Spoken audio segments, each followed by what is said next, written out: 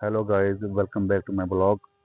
तो गाइस, आज की जो वीडियो है थोड़ी डिफरेंस से होने वाली है, क्योंकि गाइस मेरे दिमाग में क्वेश्चन आया था कि क्या आपने कभी सोचा है, अगर सब कुछ पहले से ही तय है, अगर सब कुछ पहले से ही डिसाइडेड है कि आपकी लाइफ में ऐसा ऐसा होना है, तो फिर हमको हमारे कर्मों का हिसाब क्यों देना पड़ता है कि अच्छे कर्म करो तो पुण्य मिलेगा, बुरे कर्म करोगे तो पाप लगेगा। तो गाइस, अगर सब कुछ ऑलरेडी पहले से डिसाइडेड है, मतलब अगर भगवान ने हमारा नसीब लिख दिया है पहले से, तो फिर हमको ये सब ऐसा कह के हमको क्यों मतलब डराया जाता है कि अच्छे कर्म करोगे तो अच्छा फल मिलेगा। हमने पहले भी कई लोगों से सुना है, हम अपने बड़े बुजुर्गों से सुनते आ रहे हैं कि नसीब के आगे किसकी चलती है। जो नसीब में लिखा है गाइस वही होना है। नसीब से कोई भाग नहीं सकता। ये किस्मत है, ये तो ऐसे ही है, लिखा हुआ है पहले से भगवान ने ये सब कुछ। तो अगर ये सब कुछ लिखा हुआ है पहले से, तो फिर हमको हमारे कर्मों का हिसाब क्यों देना पड़ता है गाइज। अगर ये क्वेश्चन का आंसर या आपका जो उसके ऊपर जो पॉइंट ऑफ व्यू है, अगर कुछ भी है, अगर आपको लगता है कि आपको कुछ इसका आइडिया है, तो गाइज प्लीज़ मुझे कमेंट में ज़रूर शेयर करना, तो दैट हम इसके बारे में थोड़ा सा और डीपली जान पाएँ। क्योंकि ये जो क्वेश्चन है गाइस, ये मेरे दिमाग में काफ़ी दिनों से आ रहा था, तो मुझे लगा चलो इसके ऊपर एक वीडियो बनानी चाहिए, सो दैट हम जो भी हमारे व्यूज़ देखने वाले हैं, उनको पता हो शायद कि इसका जो जवाब है वो क्या हो सकता है। तो गाइस जितना कि मैंने इसके बारे में पढ़ा है या मैंने सर्च किया है, तो इसका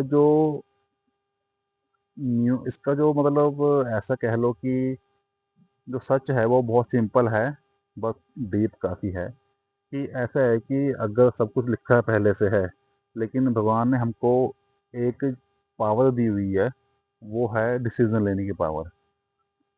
सब कुछ डिसाइडेड है पहले से, मैं मानता हूँ, लेकिन ऐसा है कि सिचुएशन भगवान देता है, उसके बाद जो उसके ऊपर जो फैसला है गाइस वो आप लेते हो, जो डिसीजन है वो आप लेते हो। भगवान ने आपको एक सिचुएशन दे दी है, आपको एक सिचुएशन में डाल दिया है, और उसके बाद भगवान ने ये बोला है कि भाई इसके बाद जो डिसीजन होगा वो तेरा होगा।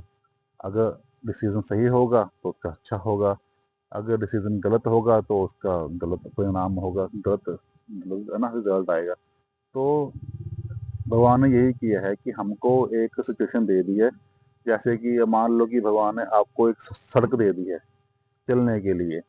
अब उस पे उस जो वो जो सड़क है उस पे आपने चलना है या गलत मुड़ना है या बैठना है, वो आपका डिसीजन है।